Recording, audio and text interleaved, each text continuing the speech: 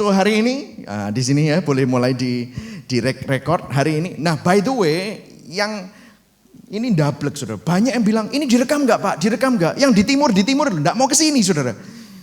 Ya, puji Tuhan Anda yang tinggal di timur yang ada di sini, puji Tuhan yang di timur enggak ke sini. Jauh pastor, hujan pastor. Waduh, wis mau tak khotbahi yang lain lagi gitu ya.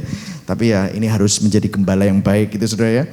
Terus ada yang dari luar kota, luar pulau, sudah tanya sama saya boleh enggak direkam ini dimasukkan YouTube. Ternyata YouTube follower kita cukup banyak saudara. Jadi saya akan minta untuk direkam. Jadi pertanyaan ini adalah pertanyaan yang sering kali ditanyakan, yaitu apakah anugerah dan kebenaran yang kita terima dalam Kristus menjadi alasan untuk kita terus berdosa dan malas? Of course jawabannya saudara tahu tidak, ya kan? Semuanya tahu. Kalau saudara berpikir bahwa saya mau Anda terus hidup di dalam dosa, itu Anda tidak ngerti tentang apa yang saya bicarakan. Kalau ada orang yang berpikir bahwa orang yang hidup di dalam kasih karunia, itu terus hidup di dalam dosa dan malas, itu artinya dia nggak ngerti tentang esensi dari Injil. Terus terang saudara, kalau saudara mendengarkan semua khotbah-khotbah saya, ada orang yang mungkin berpikir bahwa Pastor Michael ini senangannya khotbahnya tentang grace. Tetapi kalau saudara berpikir tentang apa isi Alkitab is all about grace. Siapa bilang enggak ada yang lain Pak. Apa coba? Apa? Semua yang ada di dalam Alkitab itu semua adalah kebesaran Tuhan, inisiatif Tuhan, kedaulatan Tuhan, kebaikan Tuhan yang diberikan kepada manusia. Bahkan pengusiran Adam dan Hawa dari Taman Eden itu adalah bentuk dan rupa dari kasih karunia untuk menyelamatkan mereka dan keturunan mereka. Amin saudara. Jadi kalau saudara bilang kalau ada yang lain tentang grace, itu belum ngerti tentang isinya Alkitab gitu ya. Karena itu kalau saudara berbicara tentang Alkitabiah, itu pasti tentang kebaikan Tuhan, kedaulatan Tuhan, kemuliaan Tuhan melalui kasih-Nya, melalui anugerah-Nya. Dan ini memang memikat orang yang berdosa, saudara. Karena memang manusia adalah orang yang sudah jatuh di dalam dosa, Adam dan Hawa, dari Adam dan Hawa. Kalau Anda orang berdosa dan Anda terpikat oleh message-message, wah makanya banyak yang bilang kan, wah kalau saya dengerin di Gibeon ini selalu tempat bukan untuk orang sempurna, selalu di welcome. Itu memang betul. Orang berdosa selalu disambut baik di gereja yang gospel center. Karena itu kita selalu bilang gereja ini adalah gospel center church. Gereja yang berpusat pada Injil. Nah saya sungguh berharap gereja kita, saudara juga menjadi magnet bagi orang berdosa. Karena memang itu adalah ciri yang jelas menunjukkan bahwa kita memberitakan Injil Kristus. Yang setuju katakan amin. Kalau saudara ketemu sama orang dan orang itu merasa dihakimi oleh saudara, jangan-jangan saudara jadi Farisi, bukan jadi seperti Kristus, ya nggak saudara ya? Nah, saya senang dengar seperti itu. Jadi saudara, kalau saudara mendapatkan predikat seperti itu, berbanggalah karena itu persis seperti Kristus. Nah, bahkan ada ayatnya nih. Ayatnya itu yang ngomel itu siapa saudara? Orang Farisi. Orang Farisi ngomel apa? Lihat, mengapa gurumu makan bersama-sama dengan pemungut cukai dan orang berdosa? Itu di Matius 9 ayat 11 sampai 13 ya saudara ya. Yang di YouTube nanti bisa baca sendiri, mungkin gak kelihatan di sana ya. Tapi Matius 9 ayat 11 sampai 13. Orang Farisi melihat hal itu di mana Yesus lagi makan bersama dengan orang berdosa dan pemungut cukai. Dan kemudian Yesus mendengarnya dan berkata, ayo kita baca. 1, 2, 3. Bukan orang sehat yang memerlukan tabib, tetapi orang sakit. Jadi pergilah dan pelajarilah arti firman ini. Yang ku kehendaki ialah belas kasihan dan bukan persembahan. Actually, waktu Yesus ngomong tentang ini, tahu saudara, kata-kata itu dari kitab mana? Kitab Hosea. Ngomongin tentang di mana Hosea harus kawin dengan seorang pelacur untuk menunjukkan bagaimana Tuhan itu mengasihi bangsa Israel yang sudah melacurkan dirinya kepada ilah-ilah lain. Dia bilang, aku ini mau berbelas kasihan kepada orang yang berdosa yang sudah melacurkan dirinya kepada ilah-ilah lain. Terus kemudian dia bilang, karena aku datang, ayo baca yang merah yang terakhir 1, 2, 3. Aku datang bukan untuk memanggil orang benar, melainkan orang berdosa. Masalahnya kan tidak ada orang benar. Tapi kok bisa dibilang orang yang merasa benar? Nah, itu loh ya kan. Ya kan? Itu yang dimasalahkan oleh Yesus. Begitu banyak orang merasa dirinya benar. Jadi saya sangat senang kalau dihubungi oleh banyak orang dan dikelilingi oleh banyak orang berdosa actually. Kadang-kadang ada yang bilang sama saya, "Pastor, ini kok senangannya pergi itu cek duniawi ya, pergi sama orang duniawi dunia." Bukan pergi sama orang duniawi, karena mereka yang lebih membutuhkan kabar baik daripada aku kumpul sama orang-orang Kristen ngomongnya berdebat atau eses percuma. Mendingan aku ketemu sama orang-orang yang belum kenal Tuhan ini loh. Ya kan?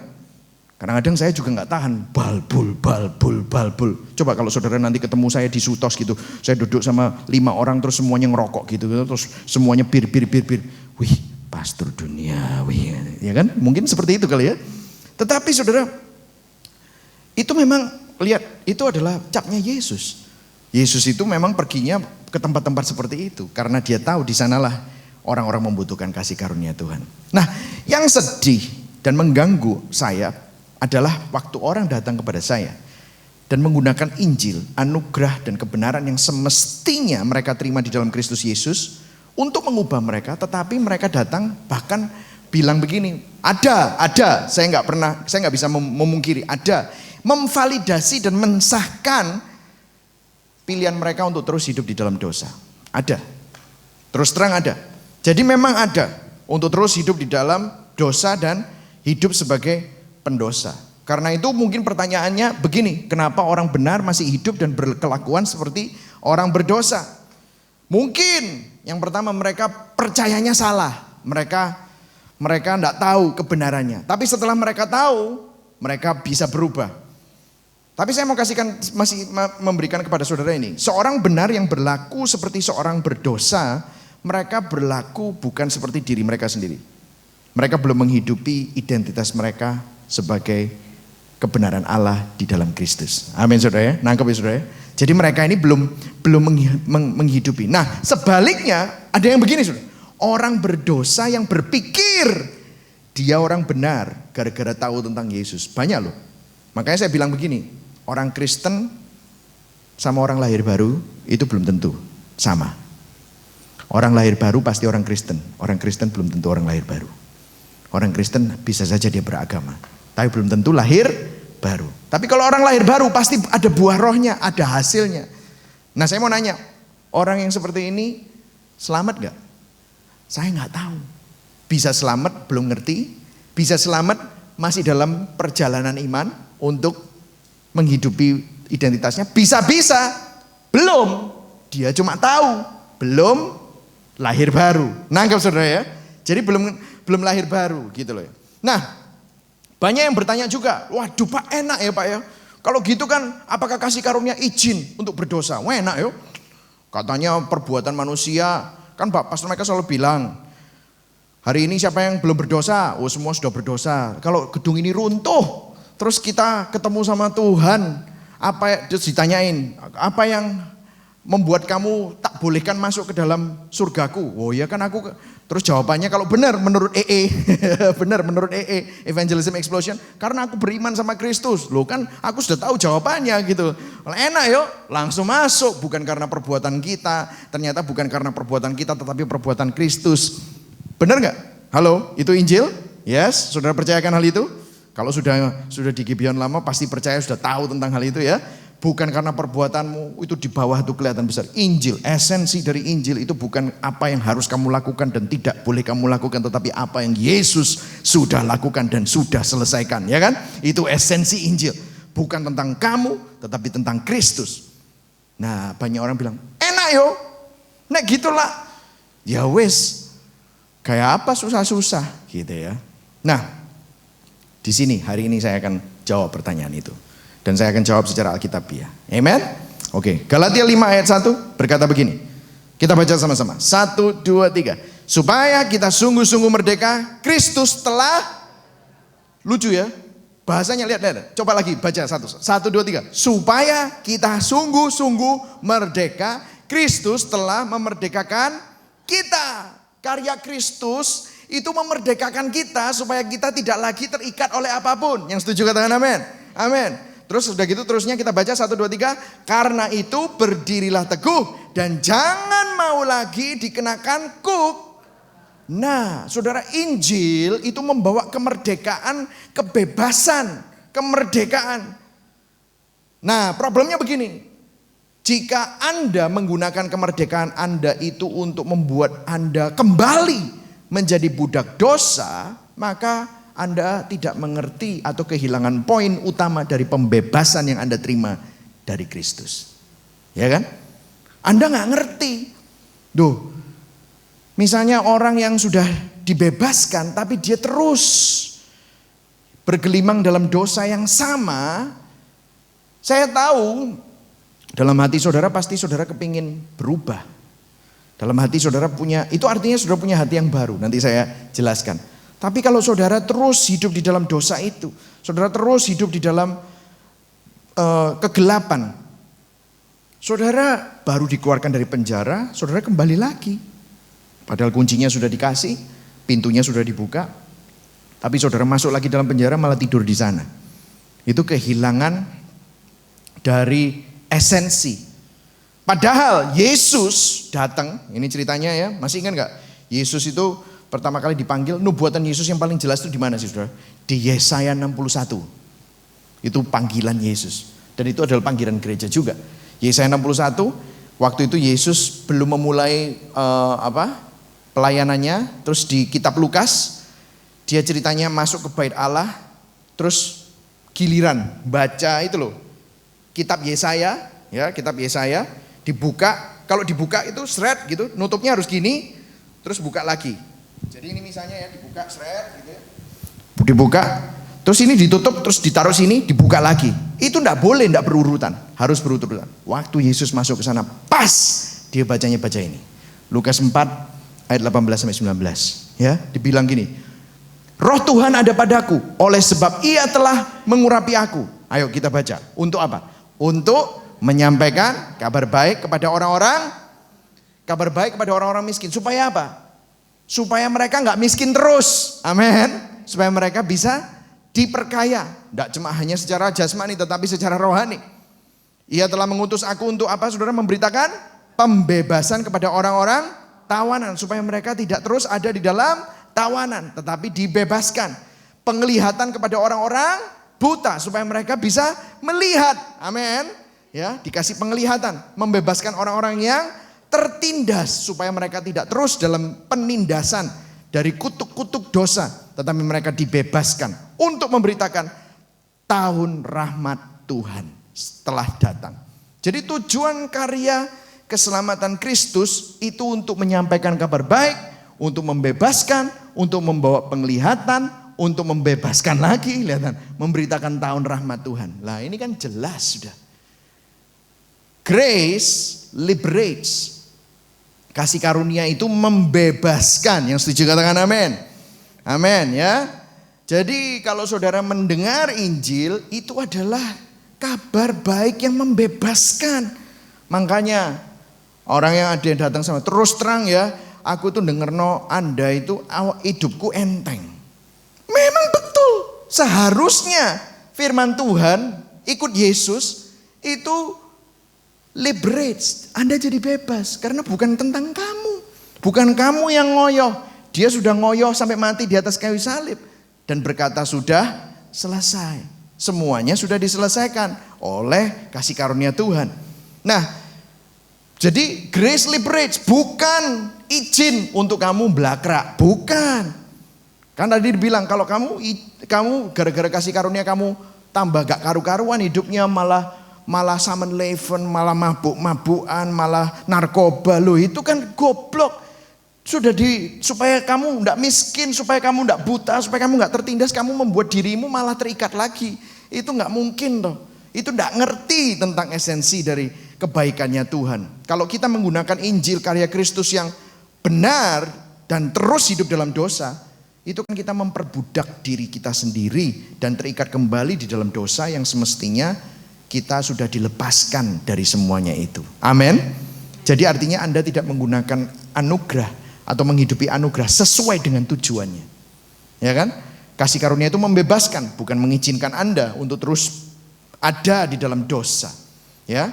Kalau kita menggunakan kemerdekaan yang kita punya itu untuk merusak kemerdekaan kita sendiri dengan terikat pada dosa-dosa yang baru, Anda artinya dalam keadaan yang lebih parah daripada sebelum terima Yesus. Benar nggak? Halo? Apakah ini terlalu susah? Enggak kan ya saudara? Jadi saudara sudah merdeka. Tapi karena kemerdekaan itu Anda, enak. Wah, saudara menyalahgunakan itu. Artinya kan saudara membuat diri saudara terikat lagi di dalam hal-hal yang mestinya saudara tidak perlu terikat gitu. Makanya Roma 5 ayat 20 bilang gini, ada yang bilang gini, loh pastor, tapi itu ada loh ayatnya yang bilang gini loh. Pastor ayatnya kan ngomong gini, hukum Taurat ditambahkan supaya pelanggaran menjadi semakin banyak. Terus baca yang merah, dan di mana dosa bertambah banyak, di sana kasih karunia menjadi berlimpah-limpah. Oh berarti nek aku akeh dosa ini makin enak Tuhan. Nanti kasih karunia Tuhan itu makin dilimpahkan kepada aku. Ada yang ngomong gitu loh saudara. Ini benar, memang ada. Itu pengertian yang salah. By the way, ayat ini adalah berbicara mengenai apa saudara? Ayat ini berbicara mengenai apa? Hukum Taurat dikasih kepada kita supaya kita frustrasi karena sadar bahwa melalui peraturan-peraturan ini kita ini dosa kita terekspos. Dosa kita terlihat. Kita sadar akan kebutuhan kita terhadap seorang penyelamat. Kita tidak bisa menyelamatkan diri kita sendiri. Ya nggak saudara? Semakin kita jatuh dalam dosa, kita semakin sadar, aduh betapa kita tidak mampu mengikuti hukum dan standar kekudusan Tuhan. Kita membutuhkan tangan Tuhan untuk menyelamatkan, karena apa? Kita tidak mampu. Amin saudara. Ini yang diomongkan Roma 5 ayat 20 dan seterusnya gitu. Saat kita mestinya tidak mampu bayar hutang, semestinya dihukum, dan tapi saudara diselamatkan, tetapi saudara dibebaskan. Itu namanya definisi dari apa? Kasih karunia. Amin saudara. Jadi saudara ini sudah dibebaskan dari sesuatu yang saudara nggak bisa lakukan gitu. Jadi jangan termakan tipuan yang bilang aku bisa terus berdosa supaya kasih karunia berlimpah-limpah. Itu enggak benar. Karena konteks ayat ini ngomongin bahwa hukum Taurat itu untuk mengekspos dosa kita dan kita butuh Kristus. Saudara, dosa itu pasti mempengaruhi hidup saudara. Saya akan berikan sebuah perbedaannya. Ada beda antara konsekuensi dosa versus hukuman Tuhan. Saya kasih ilustrasi. Jet, anak saya. Jet kan banyak kecelakaan itu ya. Tapi sekarang sudah mendingan. Sudah baik. Jet waktu itu yang sampai kepalanya bocor ke Singapura, kalau saudara tidak tahu ceritanya, dia ngeblak-ngeblak no dirinya kan. Kira-kira itu perbuatannya dia sendiri atau perbuatan Tuhan? Dia sendiri. Ngeblak-ngeblak no dirinya, salah perhitungan, kena pinggirannya tembok, yang lancip cor darah. Kita semua panik, wah, ya kan? Dia nangis sampai akhirnya dibalut kepalanya. Ya, sepanjang liburan kita di Singapura dia seperti mumi separuh gitu saudara ya. Saya mau nanya, itu hukuman Tuhan atau konsekuensi? Konsekuensi. Kita hidup foya-foya, tidak sesuai dengan income kita, ngawur, terbelit hutang, terus kita bilang Tuhan menghukum aku. Cocok gak ngomong gitu? Nggak cocok. Karena apa? Itu hidup di dalam konsekuensi dosa. Nah, hukuman itu seperti ini. Kalau Jet bohong, ketahuan sama saya, bohongnya cukup severe gitu, bohongnya cukup parah gitu. Terus saya bilang, kamu tahu kalau bohong itu membuat papa mama sangat angry. Tapi angry-nya bukan angry gimana, enggak emosi, tetapi membuat kecewa. Kamu kok berani bohong? Jadi aku harus spank kamu. Saya ambilkan sapu lidi atau rotan, di-spank dia 3 kali. Itu hukuman. Nah, ada kabar baik. Roma 8 ayat 1, minggu lalu kita udah belajar. Tidak ada lagi penghukuman bagi mereka yang ada di dalam Yesus Kristus. Kristus Yesus. Apa sih bedanya Yesus Kristus, Kristus Yesus? Beda saudara. Kristus Yesus itu adalah julukan dari Kristus waktu dia sudah bangkit. Makanya di mana-mana kalau suratnya Paulus selalu Kristus Yesus. Solus Kristus. Dia yang diurapi ada di dalam saudara. Wow, amazing ya saudara. Tidak ada lagi penghukuman. Artinya Anda tidak dihukum. Katakan pada kanan kirimu, kamu sudah tidak lagi dihukum. Nah, amin. Yang setuju katakan amin. Ya, nangkep saudara ya? Nah, saya mau nanya. Lah kalau kamu terus hidup dalam dosa, dihukum nggak? Saya ulangi ya, kamu terus hidup dalam dosa, dihukum nggak? Kalau kamu di dalam Kristus mestinya ya enggak. Tapi saya ngasih tahu, apakah dosa ada konsekuensinya? Nah, jangan-jangan satu lagi optionnya, kalau kamu terus hidup dalam dosa, jangan-jangan kamu ini belum pernah menerima Kristus, cuma tahu tentang Kristus. Nah, banyak loh orang kayak gini, ya kan? Jadi Anda harus bertanya, ada kalau orang yang terus dalam hidup dia either tidak ngerti atau dia tidak sadar bahwa dosa itu ada konsekuensinya. Dosa itu ada konsekuensinya. Jadi kalau sekarang ada orang yang terbelit hutang, ada sekarang itu ditinggal istrinya. Kenapa? Soalnya dia dulu selingkuh. Kenapa? Jadi itu ada konsekuensi yang terjadi. Waduh, saya tak ngelakuin apa-apa. Dulu waktu kamu dalam perkawinan itu ada yang terjadi. Tidak ada yang salah itu cuma satu orang atau dua orang. Jadi jangan bilang bahwa itu Tuhan menghukum kita. No. Kita hidup dalam konsekuensi dosa. Tetapi lihat ya, waktu jet jatuh, bocor, papa mamanya langsung bawa dia ke rumah sakit. Papa mama itu namanya anugerah. Layak nggak jet terima itu? Nggak layak. Laung dablek. Tapi yo tak bayari. Mosok tak biano kepalamu bocor sampai Surabaya. Rasakno duaran gak keluar nang pesawat gitu misalnya. Bisa nggak? Yo bisa, itu orang tua gendeng ya kan. Kalau saya aja bisa seperti itu, seperti anak saya, apalagi Tuhan, ya kan? Itulah tanda anugerah. Meskipun kita ada konsekuensi dosa, Tuhan itu sanggup untuk bekerja, memakai semuanya untuk membawa kebaikan. Amin saudara. Itu adalah kabar baik yang membuat kita ini selalu kuat. Jadi ya, Roma 6 ayat 1 dibilang gini. Ini kan Roma 5 ayat 20. Tidak lama kemudian habis. Itu kalau nggak salah 24 habisnya. Roma 5 ayat 20. Ini ngomongin ini. Terus udah gitu Roma 6 ayat 1-nya bilang apa? Ini sambungan saudara, sambungan. Ya kita baca sama-sama. 1, 2, 3. Jika demikian apakah yang hendak kita katakan? Ayo yang merah. 1, 2, 3. Bolehkah kita bertekun dalam dosa supaya semakin bertambah kasih karunia itu? Oh, ayo baca sama-sama. Baca jawabannya. Sekali-kali tidak. Ya, katakan pada kanan kirimu, enggak. Tidak. Amin saudara. Bukankah kita telah mati bagi dosa? Bagaimanakah kita masih dapat hidup di dalamnya? Wah niku lho cek goblok sudah dilepaskan dari dosa kok balik lagi. Jangan, ya kan? Bukan seperti itu. Saya kasih ilustrasi. Listrik, powerful nggak? Powerful nggak? Sangat kenceng nggak? Kuasanya, ada kuasanya ya listrik ya kan? Listrik baik atau enggak? Baik. Nah, ini semua kan butuh listrik. HP-mu yang kamu main Pokemon butuh listrik. Tiap malam HP-mu nggak di-charge, besok kan kamu nesu. Nggak bisa SMS, nggak bisa WA, nggak bisa Facebookan, ya kan? Ya nggak? Lali ngecharge itu kan kesalahan orang paling fatal, ya kan? Aki mati, mobil nggak bisa di starter. Listrik itu penting, ya nggak? Tapi apakah listrik kamu pakai untuk apa? Bikin kamu kesetrum? Kamu nyetrum dirimu, bisa nggak? Ya bisa. Listrik bikin orang kesetrum? Ya bisa. Saudara, Injil itu bukan izin untuk berdosa. Sama seperti listrik bukanlah izin untuk menyetrum dirimu. Halo? Amin saudara. Memang benar listrik itu bisa nyetrum, tapi Tuhan tidak mau Anda kesetrum. Ya enggak saudara? Ya. Tahu saudara?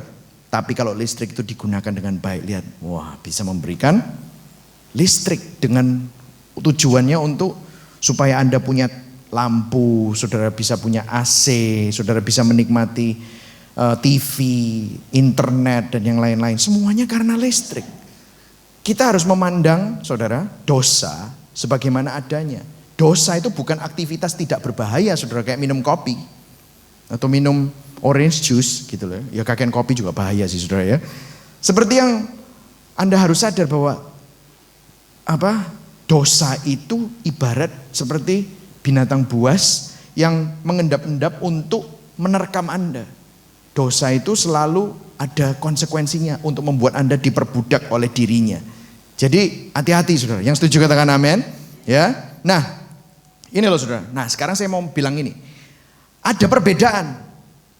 Ini ya, ada perbedaan. Saya mau membuat perbedaan. Mungkin saudara sudah sadar, oke Tuhan, aku ngerti ini sekarang maksudnya. Oke, enggak. Jadi memang kasih karunia bukan untuk supaya kita jatuh dalam dosa, bukan gitu. Lah tapi aku ya apa? Aku kan kadang-kadang masih jatuh dalam dosa.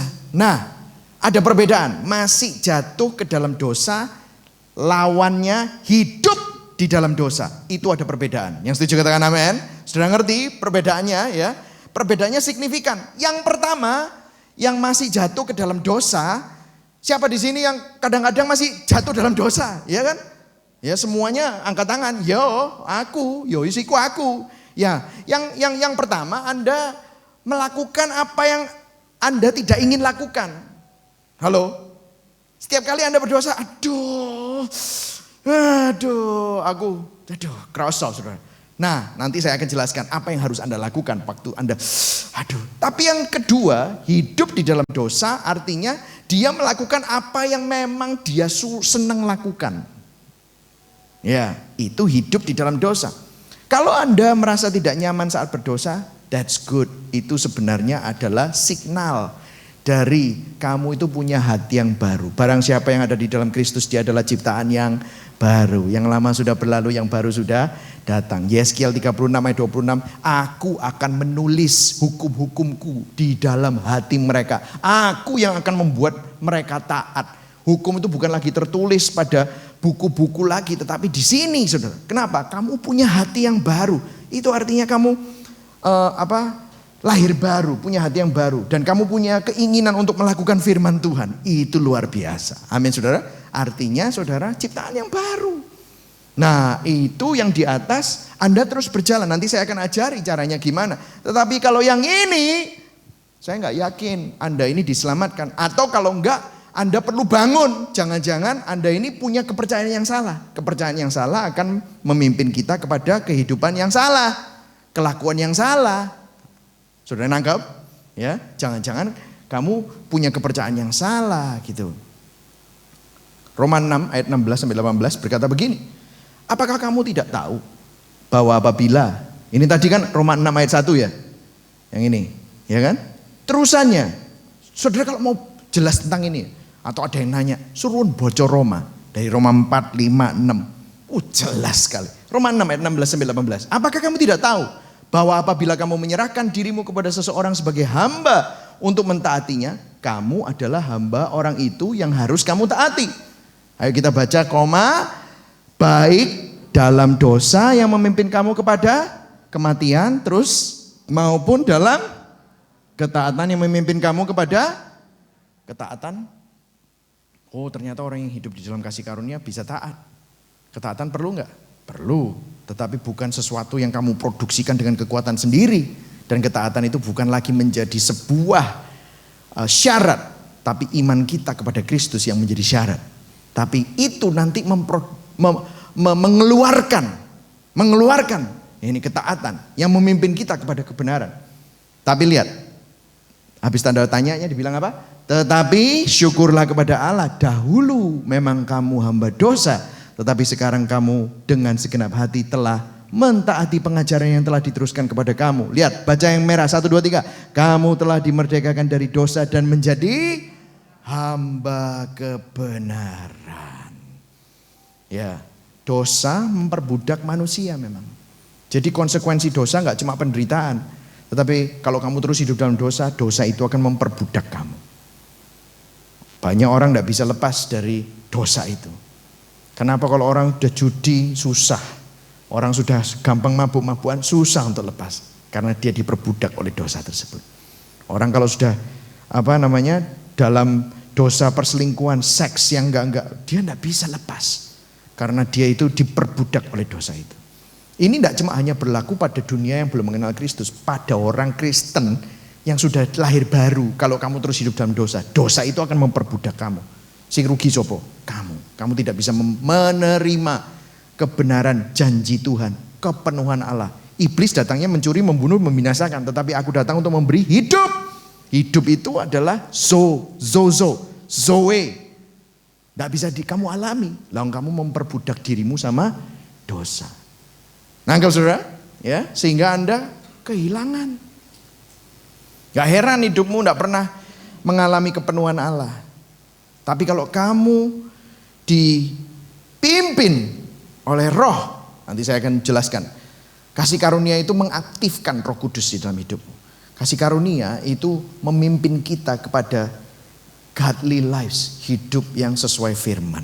Kasih karunia akan membawa keselamatan itu mendidik kita untuk berkata tidak pada dosa. Amin saudara ya.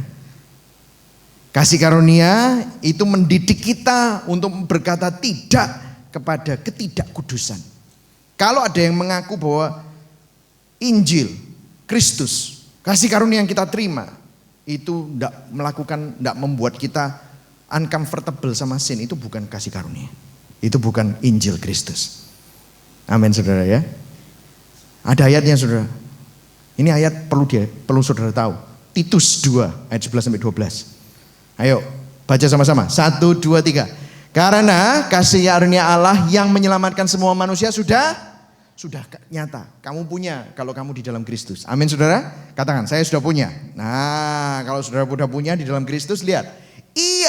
Siapa ia? Kasih karunia Allah. Apa saudara? Mendidik kita supaya kita meninggalkan kefasikan dan keinginan-keinginan duniawi. Dan supaya kita hidup bijaksana, adil, dan beribadah di dalam dunia sekarang ini. Bahasa Indonesia sehari-hari bilang gini, rahmat Allah itu mendidik kita supaya kita tidak hidup berlawanan dengan kehendak Allah dan tidak menuruti keinginan daging. Kita dididik untuk hidup dalam dunia ini dengan tahu menahan diri, tulus, setia kepada Allah. Wow, amin saudara. Ini luar biasa sekali, ini mendidik. Kasih karunia itu akan membawa saudara menjadi orang-orang yang godly. Ya kan? Orang-orang yang mengikuti firman, hidup di dalam firman. Nangkep saudara? Sampai di sini ada yang punya pertanyaan? Jelas ya saudara? Saudara bisa menjelaskan? Kalau sampai ada orang yang nanya, kamu itu pendetamu itu license to sin itu gitu. No, saudara bisa jawab ya? Sudah tahu ya jawabannya? No. Saudara bisa tahu tentang konsekuensi sama hukuman Tuhan itu apa bedanya. Itu goblokmu kalau kamu terus hidup di dalam dosa.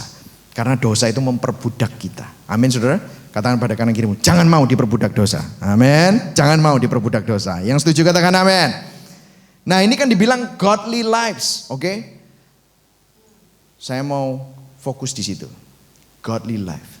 Oh dibilang hidup seperti yang diinginkan Kristus. Hidup yang seperti apa? Hidup seperti yang diinginkan Kristus. Hidup yang sesuai dengan firman Tuhan. Nah, saya mau bilang gini, saya akan berubah haluan sedikit. Saudara udah tahu ya, pasti bahwa ini bukan license to sin, tetapi membuat saudara merdeka. Ini bukan membuat saudara malas, tapi membuat saudara rajin. Makanya Rasul Paulus bilang, aku bekerja lebih keras daripada semua orang.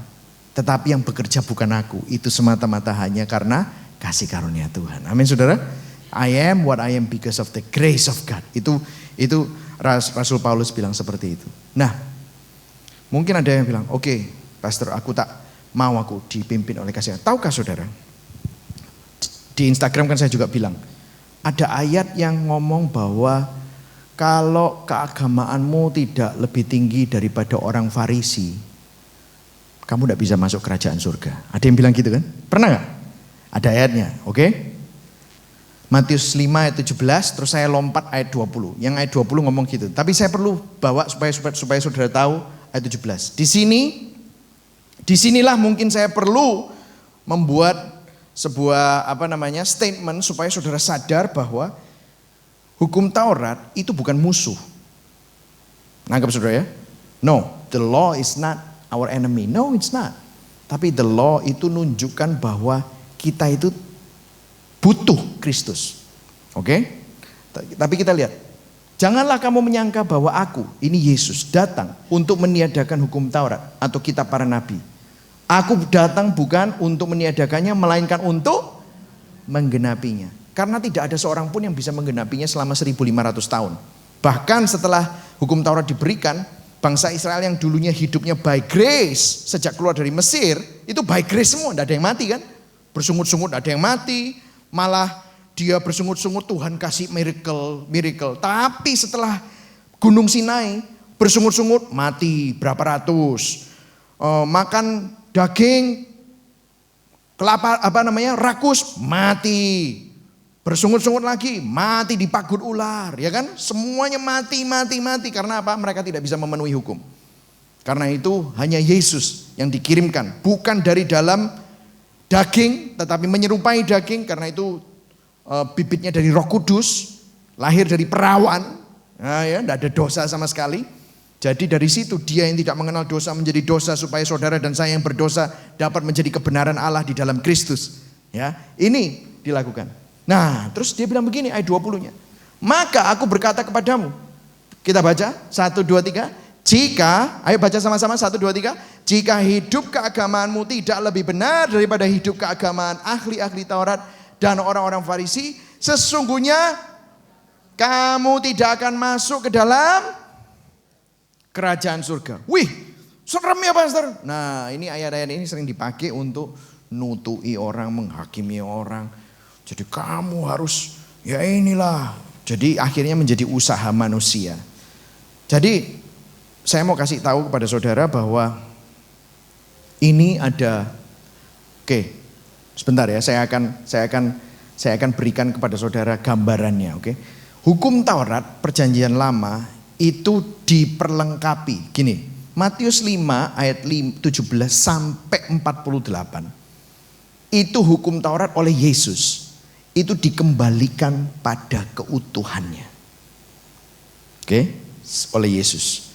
Karena selama ini orang Farisi, orang ahli Taurat membuat hukum Taurat itu jadi manageable. Manageable itu apa ya bahasa Indonesianya? Bisa diatur dan lebih mudah untuk dilakukan. Dan Kristus waktu dia ngomong ini, saya sampai baca 3-4 buku untuk mengkonfirmasi. Yang Kristus marah itu karena apa? Mereka lebih mementingkan mengikuti peraturan-peraturan agama daripada justice and mercy, keadilan dan belas kasihan. Ada orang yang miskin gak mau tolong, tetapi kamu lebih pentingkan semua peraturan-peraturan agama ini.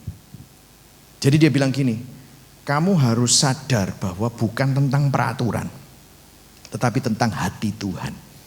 Tentang apa yang matter. Apa yang matter itu apa yang bukan cuma penting, apa yang berarti. Apa yang berarti di hadapan Tuhan. Karena waktu itu kan dia bilang salah satunya, kamu tahu gak ini hari Sabat? Kok kamu menyembuhkan orang lumpuh? Terus dia bilang kan kalau ada keledai masuk ke dalam sumur hari Sabat, kamu gak nolong gak? Kalau orang Farisi udah ditolong sungguhan. Padahal kan mestinya ditolongin gitu. Yesus mau ngomong, kamu tuh lebih mementingkan peraturan-peraturan ini daripada kamu peduli sama keadaan seseorang, orang yang butuh pertolongan. Nah, itu yang dimaksudkan. Nah, kemudian dia di Matius 5 itu mengembalikan standar hukum Taurat kepada keutuhannya. Saya akan jelaskan ya. Kenapa sih pastor ngomong ini? Oke, nanti akan saya jelaskan. Saya akan tunjukkan kepada saudara ayat demi ayat dari 17 sampai 48. Jangan takut, ini masih baru 8:30. Jadi nanti saya akan jelaskan dalam waktu 10 menit. Oke, cepat. Oke, secara cepat. Oke? Is that okay? Saudara mau belajar? Ya. Pusing? Sudah pusing? Enggak kan? Oke, gampang kan ya?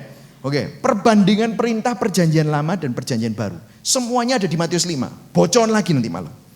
Baca lagi, tapi saya sudah sikapkan di sana. Perjanjian Lama itu juga ditunjukkan di dalam ayat 21. Dibilang ini, kamu telah mendengar yang difirmankan kepada nenek moyang kita, jangan membunuh.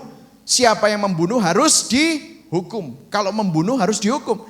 Tetapi sama Tuhan dinaikkan standarnya.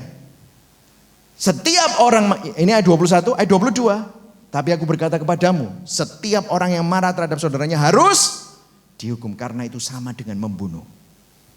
Jadi sama dia hukum Taurat tentang membunuh itu dikembalikan kepada aslinya, keutuhannya. Tahu nggak waktu Yesus ngomong ini, jangan menyangka bahwa aku datang meniadakan hukum Taurat, kita para nabi, aku datang bukan untuk meniadakannya, melainkan untuk menggenapinya.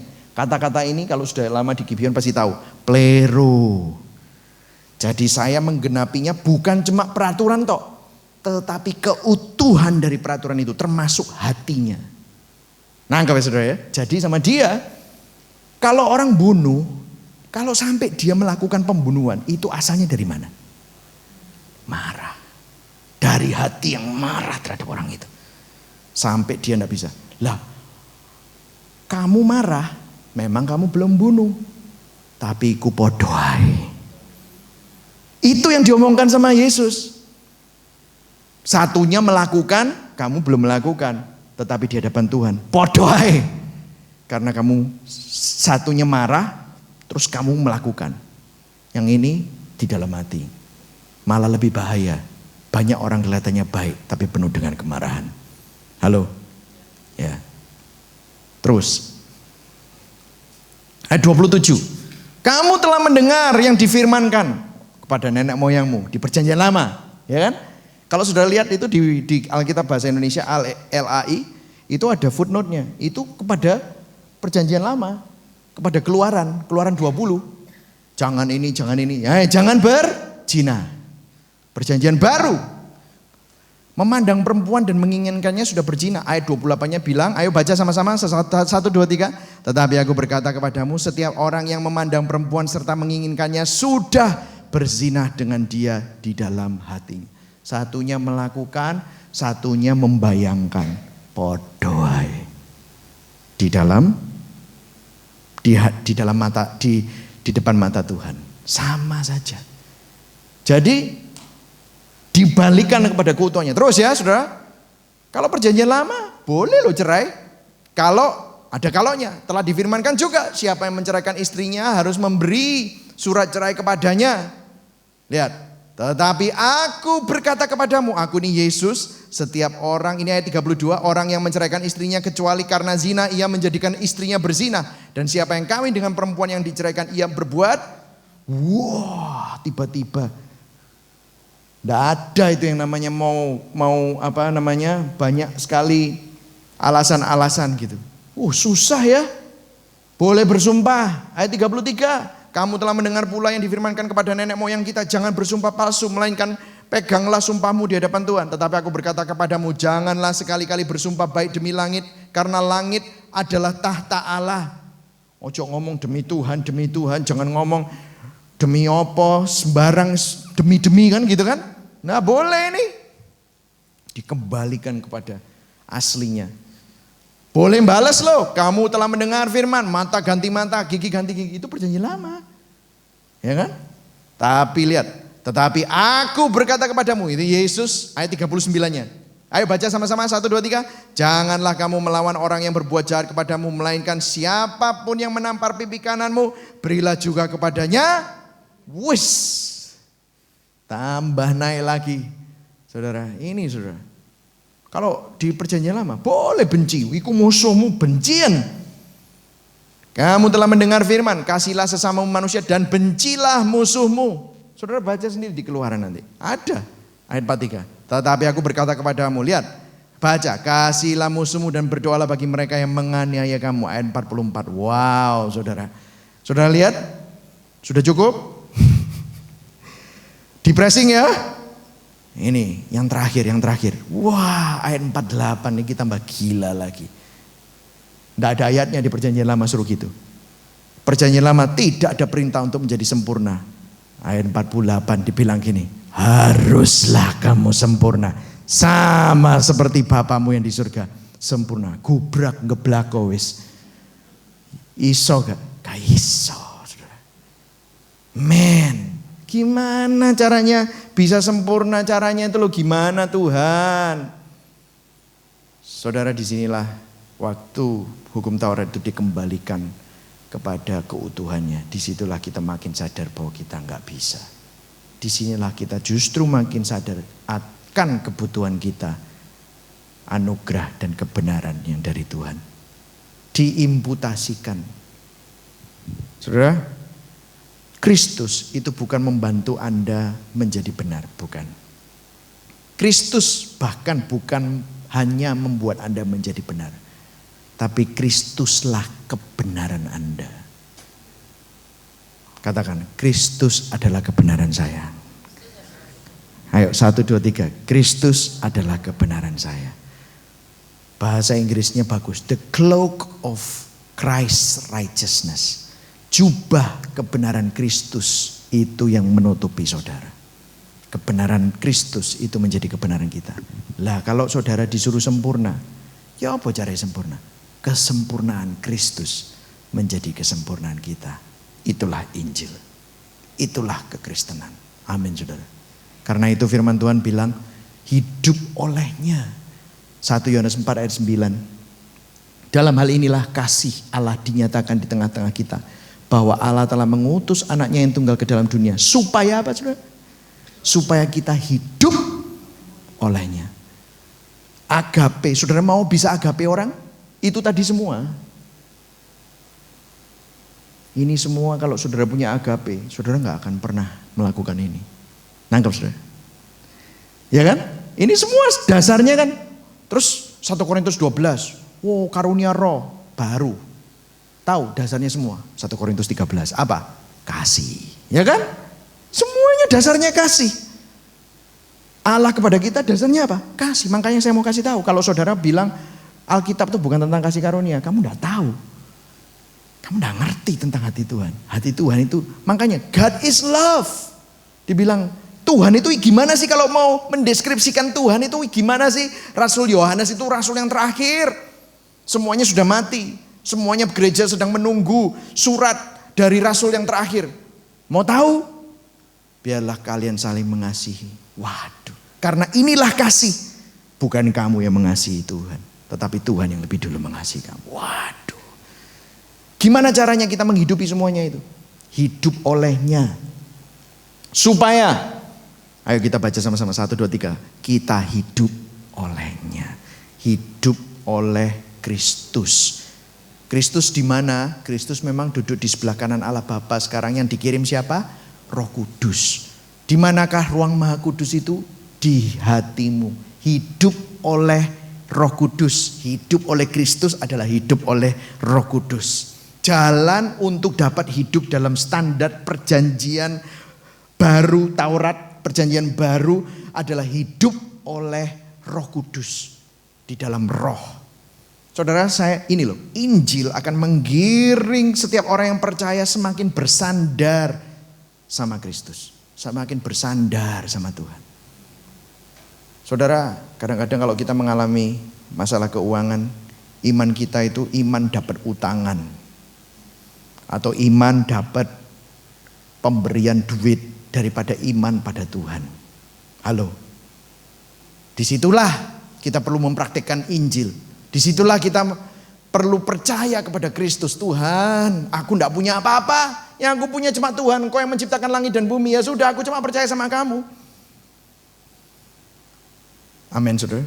Disitulah kita belajar untuk hidup oleh iman. Prinsip hidup di dalam Injil, hidup di dalam kasih karunia adalah hidup oleh Kristus. Bukan oleh diri sendiri, bukan hidup oleh uang. Mustahil kita menggenapi semua itu tadi kalau saudara pakai cara kekuatan kita sendiri. Ya, hari ini Kristus ada di dalam hidup kita melalui Roh Kudusnya. Kalau saudara hidup oleh Roh Kudus, pimpinan Roh Kudus di dalam hidup saudara, hidup oleh Kristus, saudara dimampukan untuk menghidupi kesempurnaan Kristus itu tadi. Yang setuju katakan amin. Amin. Nangkep saudara ya. Ya inilah ada begitu banyak ayat, saya hampir selesai. 2 Korintus 3 ayat 6. Sudah diberkati hari ini, sudah nangkep ya. Amin saudara, sudah mendapatkan kebenaran ini ya. Ialah yang membuat kami juga sanggup menjadi pelayan-pelayan dari suatu perjanjian baru. Yang tidak terdiri dari hukum yang tertulis. Ayo baca yang merah, 1, 2, 3. Tetapi dari roh, sebab hukum yang tertulis mematikan, tetapi roh menghidupkan. Amin saudara, wow, luar biasa. Jadi saudara bukan lagi dituntun oleh sebuah peraturan. Peraturan perlu enggak? kalau sudah dituntun Roh Kudus, meskipun gak ada peraturan, saudara tetap hidup benar. Amin saudara. Luar biasa saudara. Ada yang menuntun saudara, karena Roh Kudus itu menuntun. Kasih karunia selalu mendidik saudara. Roma 8 ayat 4-6. Ini dua, sebelum ada satu lagi, habis itu habis. Baca, 1, 2, 3. Supaya tuntutan hukum Taurat digenapi di dalam kita yang tidak hidup menurut daging tetapi menurut roh. Tahu nggak saudara? Hukum Taurat itu memang menuntut. Kamu harus gini, kamu harus gini, kamu harus gini, kamu harus gini. Tapi tuntutan itu sudah digenapi oleh siapa? Kristus. Kristus di mana? Di dalam saudara.